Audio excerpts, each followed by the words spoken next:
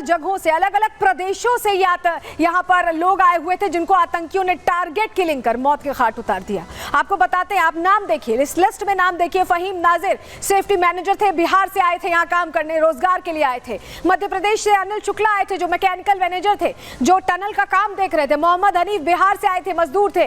Doctor Shahnawaz Jammu Kashmir के ही थे। वहीं शशि अब्रोल डिजाइनर थे, जम्मू कश्मीर के ही थे। कलीम बिहार से आए थे। गुरमीत सिंह पंजाब से आए थे।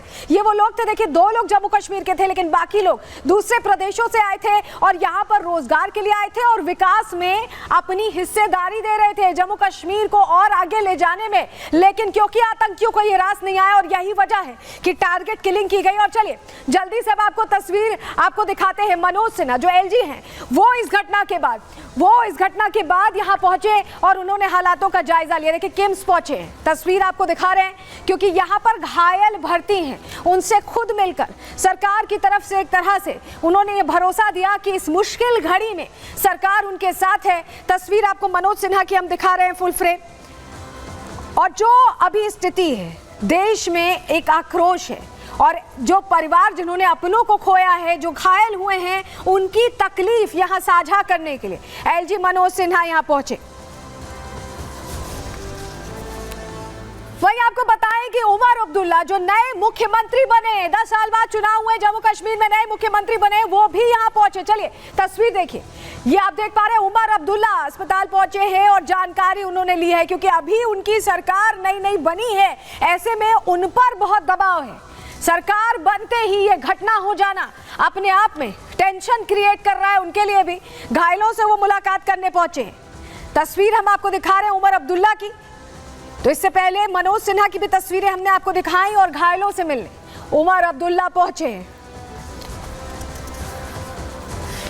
लेकिन जिस तरह से घटना हुई है, टीआरएफ ने जिम्मेदारी ले ली, लेकिन अब एक एक चीज की, एक एक पहलू की बहुत गंभीरता से जांच की जा रही। तस्वीर जरा आपको दिखा रहे हैं, एनआईए की टीम यहां पहुंची है। गांदरबल में ये जो आतंकी हमला हुआ है, जांच एजेंसी अब इसके हर पहलू को खंगाल रही है। आखिर यहां तक कैसे पहुंचे आतंकी, किसने उनकी मदद की, क्या किसी की तरफ से यहां उन्हें एड मिला, ये तमाम चीजें हैं जिसकी तह तक जाने की कोशिश जांच एजेंसियां करती दिखाई दे रही हैं। एनआईए की तस्वीर हम आपको दिखा रहे हैं।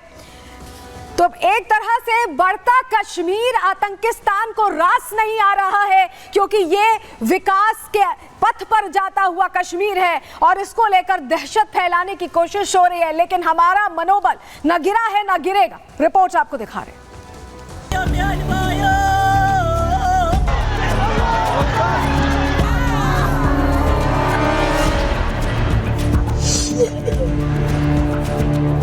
कश्मीर में विकास से आतंकियों में बौखलाहट, बढ़ते कश्मीर में दोबारा टेरर की आहट। 7 लोगों पर वार, कब होगा आतंकियों पर प्रहार। पहले कश्मीर से आतंकी हमलों और पत्थरबाजों की तस्वीरें सामने आती थी, लेकिन अब कश्मीर विकास की राह पर आगे बढ़ रहा है और शायद बढ़ते कश्मीर की यही तस्वीरें आतंकिस्तान को रास नहीं आ रही। यही वजह है कि जम्मू कश्मीर के गांदरबल में आतंकियों ने टनल प्रोजेक्ट पर काम कर रहे मजदूरों को टारगेट बनाया, उन पर ताबड़तोड़ फायरिंग की और 7 लोगों को मौत के घाट उतार दिया। यहाँ पे वो इलाका है जहाँ पे उस घटना को अंजाम दिया गया था। इसी रास्ते से जब आप आगे बढ़ेंगे तो केंद्र सरकार का एक पावर प्रोजेक्ट है जिसमें जो मजदूर है वो काम कर रहे थे, जिसमें से अगर बात करें मजदूरों की तो सबसे ज़्यादा जो मजदूर थे वो कश्मीरी नहीं थे, वो लोकल कश्मीरी नहीं थे। लेकिन जिन 7 लोगों की हत्या हुई है उनमें एक कश्मीरी शख्स भी शामिल है, यानी कि इस बार जो हमला किया गया है उसमें हर तरह के लोगों को टारगेट किया गया है। दूसरी बड़ी बात क्या है कि इस घटना के बाद से लोग सख्ते में इस लिहाज से भी हैं क्योंकि जल्दी यहाँ पे चुनाव हुए हैं। चुनाव के बाद नई सरकार का गठन हुआ है। सरकार गठन के साथ ही यहाँ पे व्यवस्थाओं को लेकर, विकास को लेकर बात होनी चाहिए थी, लेकिन एक बार फिर से टारगेट किलिंग को लेकर जो दहशत है वो लोगों में देखने को मिल रही है। आतंकिस्तान के गुर्गों का यह कायराना हमला इतना खतरनाक था कि कैंप में खड़ी गाड़ियां पूरी तरह से जलकर राख हो गईं। चश्मदीदों के मुताबिक गैर स्थानीय वर्कर्स को टारगेट करने वाले आतंकियों की संख्या 3 थी और उन्होंने अचानक ही अंधाधुंध फायरिंग शुरू कर दी। मजदूर कुछ समझ पाते उससे पहले ही आतंकी ताबड़तोड़ गोलियां बरसाकर वहां से फरार हो गए। हालांकि अब सुरक्षा बलों ने पूरे इलाके को अपने कब्जे में ले लिया है। पूरे इलाके में सर्च ऑपरेशन जारी है। आतंकियों की तलाश के लिए सेना के जवान मुस्तैदी से जुटे हैं। Kashmir IG VK. बिरदी ने भी घटनास्थल का जायजा लिया। कश्मीर पुलिस के आला अधिकारी जो है उनका काफिला है जो घटनास्थल का जायजा लेने के बाद वापस लौटते हुए दिखाई दे रहे हैं आपको। और इसी के साथ साथ बता दें आपको कि अब इसके आगे जो मीडिया कर्मी है उनको जाने की परमिशन नहीं दी जा रही है। सिर्फ जिनके घर है आगे, जिनके गांव है आगे, सिर्फ वही लोग आगे जा पा रहे हैं। जिनकी गाड़ियां हैं यहाँ के स्थानीय नंबर की, सिर्फ उनको जाने आगे दिया जा रहा है, वो भी नंबर चेक करने के बाद, गाड़ी की चेकिंग करने के बाद। लेकिन जो बाकी लोग हैं उनको आगे बढ़ने की परमिशन नहीं दी जा रही है। 6 मजदूरों और 1 डॉक्टर ने जान गंवाई, लेकिन सवाल उठ रहा है कि क्या नेशनल कॉन्फ्रेंस की सरकार आने से आतंकी बेलगाम हो गए हैं? क्यों उमर अब्दुल्ला की सीएम बनते ही टारगेट किलिंग की घटनाएं तेज हो रही हैं? क्योंकि जो आतंकी पहले जम्मू को निशाना बना रहे थे वो अब कश्मीर में भी हमला करने से पीछे नहीं हट रहे। सवाल सरकार पर भी इसलिए उठ रहा है क्योंकि जिस जगह आतंकी हमला हुआ है वो इलाका सीएम उमर अब्दुल्ला के चुनावी क्षेत्र में आता है। अब्दुल्ला एंड सन्स पर सवाल भले ही उठ रहे हैं, लेकिन गृह मंत्री अमित शाह ने आतंकिस्तान के गुर्गों का सफाया करने का ऐलान कर दिया है। गृह मंत्री अमित शाह ने ट्वीट करते हुए लिखा है कि आतंकी हमले में जो लोग भी शामिल हैं उन्हें बख्शा नहीं जाएगा। आतंकियों को अब भारतीय सुरक्षा बलों की जवाबी कार्रवाई का सामना करना पड़ेगा। जानकारी के मुताबिक इस हमले को द रेजिस्टेंट फ्रंट यानी TRF ने अंजाम दिया है, लेकिन गृह मंत्री के इस स्टैंड से साफ है कि इन आतंकियों का ढूंढ कर पक्का इलाज किया जाएगा। इनको घेर कर मुंह तोड़ जवाब दिया जाएगा, जिससे ऐसी नापाक हरकत करने से पहले ये आतंकी 1000 बार सोचने पर मजबूर हो जाएंगे। Bureau report, Republic Bharat. तो TRF का जिक्र आपने सुना। TRF को लेकर हम आगे आपको जानकारी देंगे, लेकिन अभी हमारी सहयोगी अनामिका सिंह आपको देख रही हैं जो गांदरबल से सीधे हमारे साथ जुड़ गई हैं।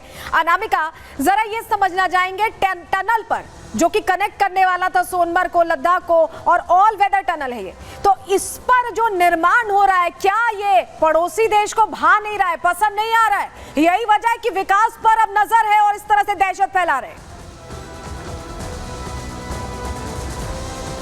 और देखिए, पाकिस्तान को घाटी में किसी भी विकास की चीज समझ में नहीं आती, उनको बर्दाश्त नहीं होती। और जिस जगह मेरी मौजूदगी है ये वही हाईवे है जो आगे सोनमर्ग को जोड़ता है। ये वही हाईवे है जहां से लोग अमरनाथ यात्रा के लिए आगे बढ़ते हैं। और ये वही हाईवे है जो घाटी के विकास को दर्शाता भी है, दिखाता भी है। और इसी के आगे जो प्रोजेक्ट का काम चल रहा है सरकार की ओर से, वो भी देख पा रही होंगी आप। इसके आसपास जो बस्ती देख पा रही होंगी आप, छोटे छोटे जो आपको टीन शेड दिखाई दे रहे हैं, जो जंगल के इलाके दिखाई दे रहे हैं, उसमें जो बने घर दिखाई दे रहे हैं, यहाँ पर जो पूरा का पूरा गांव वो बसा हुआ है। लेकिन जिस तरीके से ये बड़ा हादसा यहां पर हुआ है, इसके बाद से जो हाईवे को बंद कर दिया गया है। और ये देखिए किस तरीके से जो आपको जवान दिखाई दे रहे हैं वो भी आपको दिखाई दे रहे होंगे। अब जो जवान है उनकी मुस्तैदी यहां पर कर दी गई है, क्योंकि इसी इलाके में 7 लोगों की जान ले ली गई गोलियों से भून करके। लेकिन इसी के साथ साथ जो सवाल पूछा आपने कि जो पाकिस्तान है, जो पड़ोसी देश है, उसे घाटी का विकास समझ में नहीं आ रहा है, बर्दाश्त नहीं हो रहा है। तो देखिए, जो 3 शख्स पकड़े गए हैं इस पूरे के पूरे मामले में जिम्मेदार, उनमें से जो एक शख्स है वो पाकिस्तानी नागरिक है और उसने 2 लोगों का साथ लिया यहाँ पे जो कि साउथ कश्मीर के रहने वाले हैं।